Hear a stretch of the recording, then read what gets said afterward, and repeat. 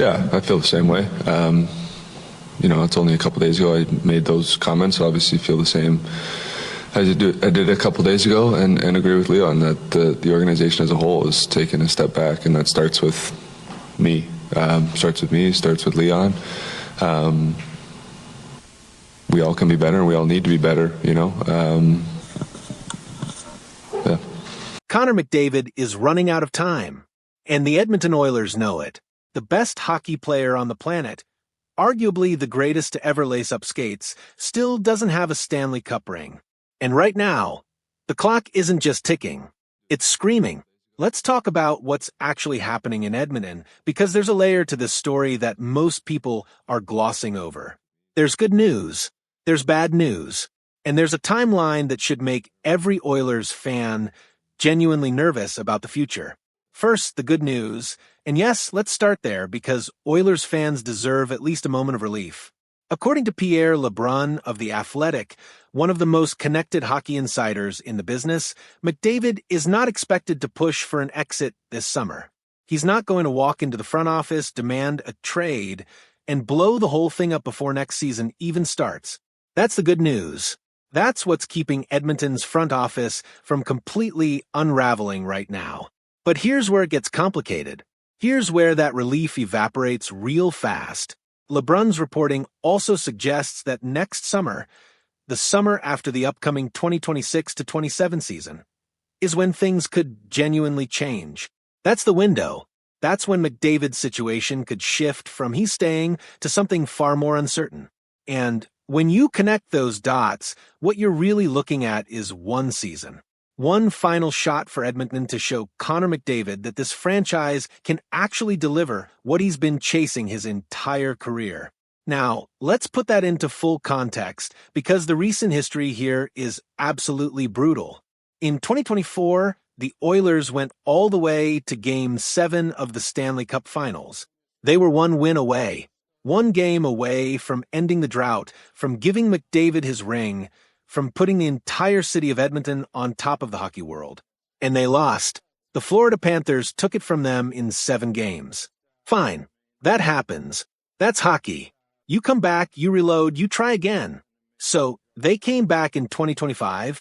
Same opponent. Same finals matchup. Florida Panthers again. And this time, 6 games. Gone in 6. Back-to-back finals, appearances, back-to-back losses to the same team. That stings differently. That's not bad luck. That starts to feel like something structural, something deeper, something that raises hard questions about whether this group, as currently built, can actually finish the job. And then came this past season, which might honestly be the most alarming chapter of all. The Oilers didn't just fail to make another deep run.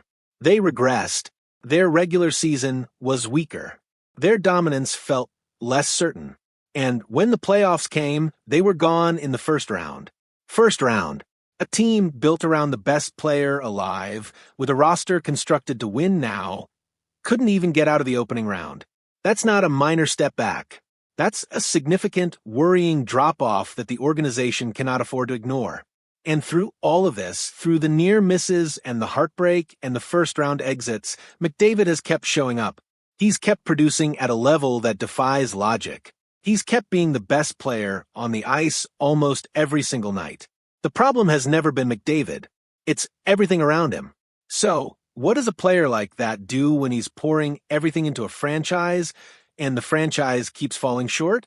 What does the greatest player of his generation do when he looks in the mirror and realizes he might be running out of time to win the one thing that would cement his legacy forever? That's the real question. That's the thing nobody wants to say out loud in Edmonton.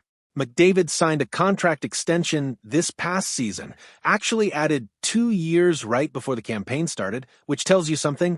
He's not looking to blow things up recklessly. He's not the kind of guy who throws his teammates under the bus or goes public with frustration. By every account, he is a professional's professional. He wants to win in Edmonton. He has always wanted to win in Edmonton. But wanting to win and actually winning are two very different things. With that extension, he now has 2 years left on his deal, this upcoming season and one more after that. which means the Oilers have a very specific, very defined window to prove something. Not just to their fan base, not just to the league, to him.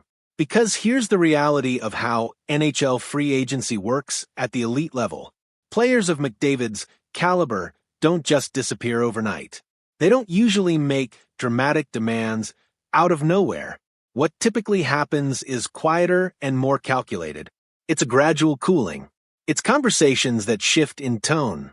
It's a player who used to say, "I want to be here," starting to say, "I want to win," and leaving the location out of it. LeBrun's reporting suggests McDavid wouldn't simply walk out as a free agent in 2 summers and leave Edmonton with nothing. He reportedly wouldn't do that to the organization, wouldn't leave them high and dry without giving them a chance to make something happen. That shows character. That shows loyalty. But it also means one very specific thing. If McDavid decides this isn't working, he's going to tell the Oilers. He's going to let them know.